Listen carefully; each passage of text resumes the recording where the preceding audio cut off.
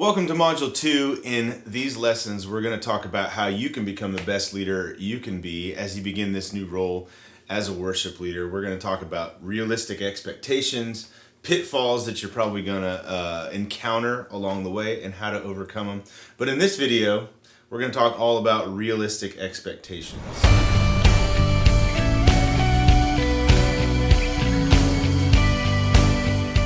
We originally had titled this, Music is like 15% of what you do. Right. Which is maybe not what you expected. You're not going to sit around and play guitar all day. Yeah, it's like those memes, what my parents think I do, what my friends think I do. Yes. A lot of us think that if we could just get that gig as a worship leader, we're going to be sitting around all day, strumming chords, learning Chris Tomlin songs. That's all I ever do. Singing at the beach, have my journal writing song lyrics. No. And the reality is that is not what worship leaders do. That's fun to do those things. Yeah. But the reality, I think it's important for us to set our expectations realistically so that we're not completely disappointed when we walk into this role. Because for a lot of us, we get excited at the beginning, we walk into this role, maybe a pastor comes up to you and says, hey, will you run our worship ministry, or you get a job or whatever it is, and you walk into it with these expectations, and then a few months in, you're extremely depressed and disappointed because it's not what you thought it was going to be. Right.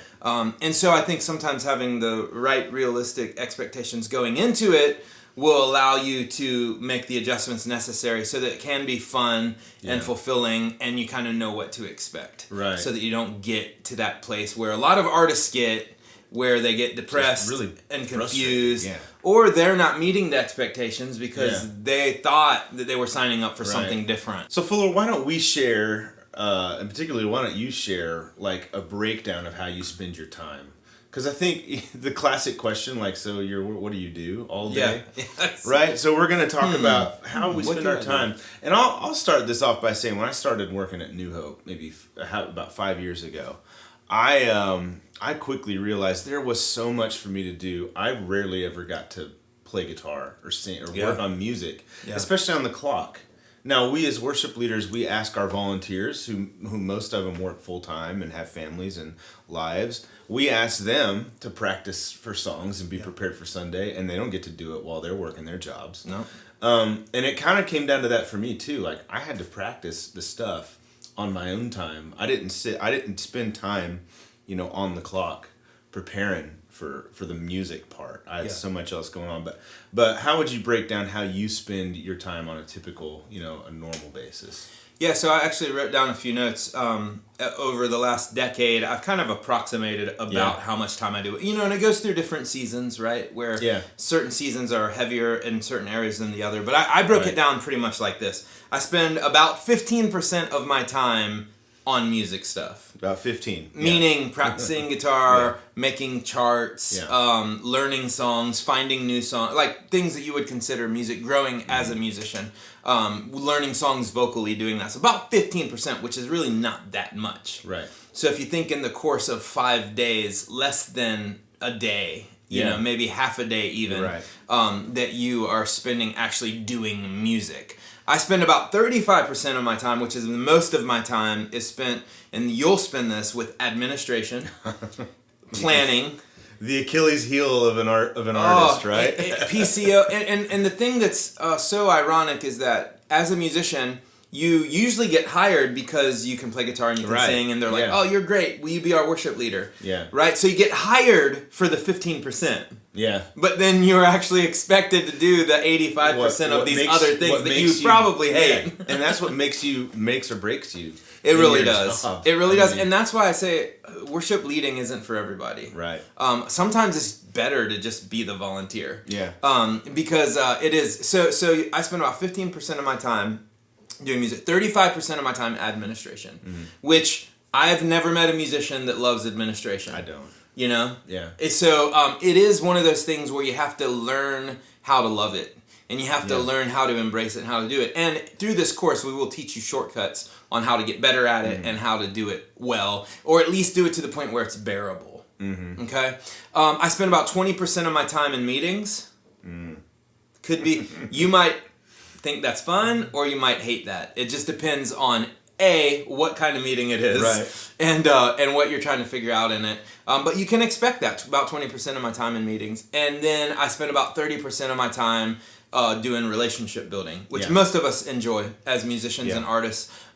So that's about my breakdown. So as you're walking into this position as a worship leader, or if you're doing it now and trying to figure out how to do it better, that most of the people that I've talked to over the years and people that I know, those numbers will fluctuate. There'll be some people that spend actually less time on music, depending on what their role is. And there'll be sometimes people that spend more. Maybe if you're hired on as a worship leader and you're more of a band director, you might spend more time on the music and less time. Or maybe you have a killer administrative assistant, which is very rare, by the way.